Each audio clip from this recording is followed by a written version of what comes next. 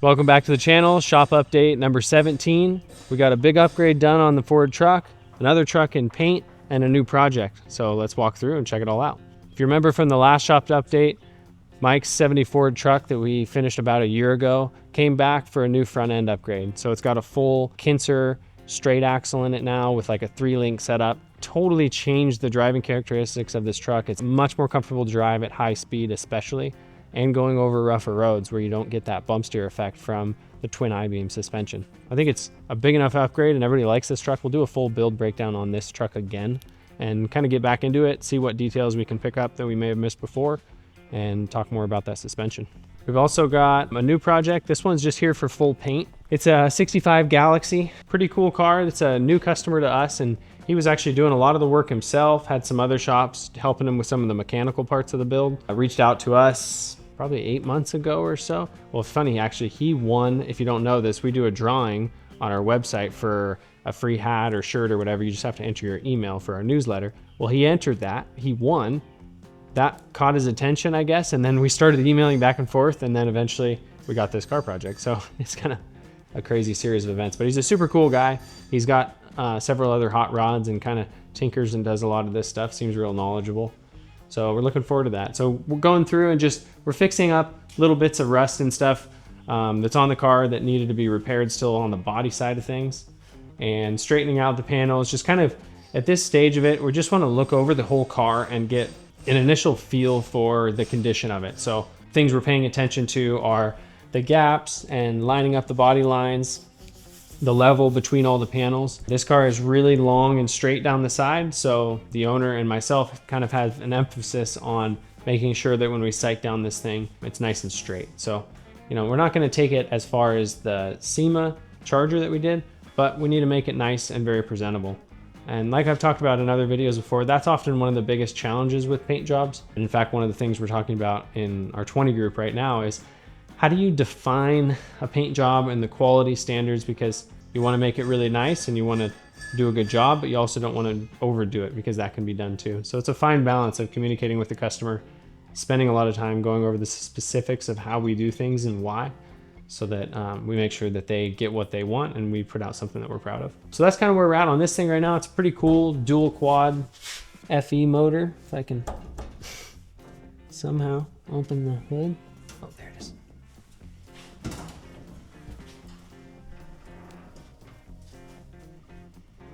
You know, relatively like stock-ish under the hood and inside the car interior wise. Done a couple little things on the outside. Got rid of some badges and just cleaned it up, as well as those door handles. He must have not heard about us yet before when those handles went on, but it's all right, we'll let it go. So yeah, look forward to sharing more of this as we progress. It's just kind of just plucking away at it as we work through some other things, like I said, to scope the job out, and then we'll hit it hard when we're ready. And then we've been spending some time on Travis's Chevelle. So this is the Whipple supercharged Art Morrison chassis, super low, super clean, lots of little custom details, but you know, more of a stock appearance on the outside. Right now Brian's been working through getting all like the glass fit, a lot of the trim work fit. It's converted to power windows now. So we like to, when we can, we're repainting this whole car, changing the color on it. So it gives us a chance to go through and fit all of that stuff in advance before we're working around paint, making any modifications that are needed, and you know, go put it together with a lot of confidence. So that includes like the whole dash is all put together just to fit everything. So it's got some different vents in it, an aftermarket radio, aftermarket gauges. So as we were going through that and putting those parts in, we noticed that, well, you know, we need to clearance this, or we need to modify this, slot this hole to get things lined up right. So it always proves to be a worthy effort when you're trying to make a really high level car, to take that extra time and do it, as well as like, you can tell this weather stripping just sucks. Like, we're gonna probably just get a different set from a different company to see if it works better, because these doors are just have way too much pressure on them. Sometimes, you know, the weather stripping will relax over time, but that's too stiff of a starting point to be happy with. He's also been doing some things like, we got rid of the wipers completely. So Brian grafted in another set of vents where the wiper stanchion would have been there before, got rid of the wiper washer thing, and even welded up the brace underneath, so it looks like it's totally been deleted. Additionally, he's been working on we're modifying the front bumper. So we're getting rid of the license plate frame and likely changing like some of the shape around the fog lights in the middle. But you can see on the bench, well, this is actually a really good representation. You can see exactly what we're doing. So this was a spare bumper Travis had for some reason or another. It just didn't fit right. So we got this other one that fit better, still had this. We were able to cut it apart and use pieces to make this one how we wanted. But essentially what the bumper looked like originally was this whole recessed area was formed into this section of the bumper where it mounted the front license plate. We're not gonna run a front license plate on this. Brian cut a section out of this one, grafted it in to make this lower piece kind of match the top. They're slightly taller, so he's gonna have to pie cut this and bring that together so that it all flows in a straight line. And it looks really good, honestly. It's a really big improvement. It looks nice having these two pieces kind of flow together. It goes all the way off the hood and the grill. Everything kind of has that same shape, so it brings it all the way to the ground. And then eventually we're gonna build like a chin spoiler that goes all the way around to the sides and just helps to like drop the whole front of the car. I think it's even gonna rack around the front fender and come down just to make the car look even lower. It will have a vent in the middle because our transmission cooler is just below the radiator, so we got to feed fresh air to that still. And then this remains open to help feed through the radiator and the condenser and the supercharger intercooler. So this is looking really cool. This is good to see. It's nice to see like a big change on the outside of it that gives this thing a little bit more style. Just another thing that's kind of fun to look at, that big Whipple. So it's a 3-liter Whipple on a 427 from Texas Speed. This thing will be good for 800 horsepower or better, depending on the pulley size. Real rowdy, but really fun. I mean, one thing I really like about the superchargers is they can feel relatively tame when you're driving them. That's what, you know, like in the Charger, it feels very easy to drive and very predictable. And when you get on it, when they're tuned right, they really light up good. So it's fun. I like superchargers. Maybe someday I'll get one. Supercharger cooler. We may be doing some sort of a radiator shroud and cover on all this just to clean this up more, but we'll see as we get through some of these other items. And it all does actually fit under the hood. We had to modify this section of the hood on the inner, but it's close, but it fits, which is cool. We even have the flatter factory hood, and it clears as well, which is a really cool look. I mean, it's much, you know, when we run into the limitations on a car, basically, that the oil pan we don't want below the crossmember, the engine we want under the hood, and it's kind of the same story as the Charger is. We have this space that we can fit it in, and we're pushing the limit on both sides all the time. But it really does create a cool look when you have, especially with the flat hood, and you pop that thing open and you're like, see this big Whipple on top. It's one of the first things everybody says, especially about the Chargers. How did you get that thing to fit under the hood? It's like, everybody thinks the same thing. You got to cut holes and do all that, but yeah, it's looking good. So it's fun to kind of dabble back in this project. It sits really good. Oh, we also did drop spindles on this thing. Morrison uses a C6 Corvette front spindle. So there is a company that makes a billet 1-inch drop spindle. So we were able to take those and then remount the steering arm and do some bumps to your tie rod ends to get all that to come together. So, and basically the reason we are doing that versus just lowering with the coilovers is it lowers the whole car, but it keeps the suspension within its natural range of travel. So ideally with this suspension and pretty typically across the board, you want that lower control arm to be level or pointing slightly down. And that is just for the ideal range of motion on how it affects the camber as the suspension travels. So by doing that drop spindle, it allowed us to keep the suspension in a happy spot and lower the car. I'm kind of thinking it's too low right now to be super drivable, but Travis, if you're watching, it's up to you. We've also got Mike's 36. It's in full rotation right now, so we're doing a full build series on this. I highly recommend you check that out. You're going to be able to see our thought process and how we work through these cars from start to finish. So in general, right now, Cody is working on getting the floor all built. Well, the floor is basically built, so he's working through getting everything installed. It's looking really good, tied into all of the rumble seat brackets, and it fits over the frame really nice. Tranny tunnel was all scratch built. A lot of the floor was stuff that we used as a replacement panels and modified. We've also got, like, he built all these hat channel pieces that are going to be for mounting the seat. We've got a package tray support going in soon. it's cool, but that's all you get. You got to see the whole build series. And then another big exciting thing is we got Shane's truck in paint. So this is a crew cab truck. If you haven't seen this one before, crew cab short bed. It's got Cummins in it, highly modified chassis that Shane and his guys have been working on a little bit.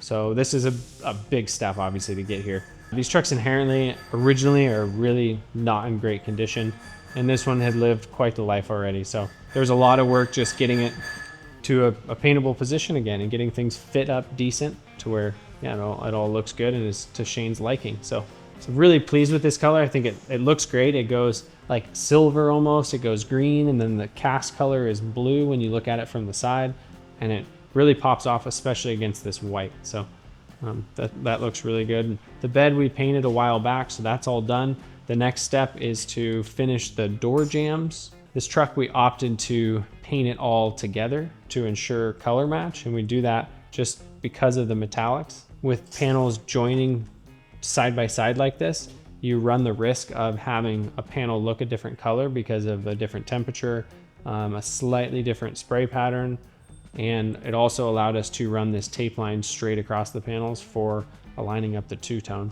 Granted, this is all covered by trim, but it's still nice to have that as close as possible. So now what we'll do is back tape and mask off the entire exterior and then paint the jambs, and they'll just have a small, you won't even hardly know, there'll be a little clear coat edge right on this edge. So it'll work out really good, and the same treatment will be on the jam side of the truck. We had it in the rotisserie because this roof is so wide and long, and with the doors on, trying to reach over the top of the whole thing to shoot the roof is really difficult. And there again, you run into the metallics and how your gun angle and your distance and everything and how critical that is. So if you can't effectively reach to the middle of the roof with the exact same spray pattern that you're doing on the outside, you may have a metallic issue in the middle. So by having it in the rotisserie, Connor painted this truck. I was in there with him. We could turn the thing sideways, keep the doors closed, spray the roof. It's kind of a process, but it was executed very well, and it looks good. So that's a really awesome step to make it to. Everybody's always excited, of course, for paint day and to finally see their vehicle in paint, because the paint process is long, so it's good. Yeah, the prep, the body work, the hours and hours of sanding and fitting and going back over everything, and it's a ton of work. This is one of the hardest parts of a build, is the paint, for sure. Shane and his guys have done a lot of work on the truck themselves, but we are actually going to put it all together. So he's got a Fat Fender garage interior kit coming. They already had the chassis powder coated. The Cummins is run, so now it's a matter of starting to put all the pieces together and finishing it. So, and then Dave's 66 Corvette. So right now we're working through firewall modifications, inner fender stuff, getting all these components to fit good, smoothing a lot of that firewall out. We've had that brake booster done for a little while now, but that's something we have never done before. It actually kicks the I booster, the electronic brake booster, underneath the fender and puts the master cylinder totally out of sight. So eventually we'll build a panel that covers all of that and keeps this engine bay looking super smooth. Access for the reservoirs will be in the cowl vent. You just pop that off with a couple screws, and I'm really pleased with how that's coming together. We've also been doing some fiberglass repairs just like throughout the bottom of the floor. It appeared that there was a little bit of damage at some point, so a lot of that stuff's been fixed up, and then all the glass work has been reinforced on the inside.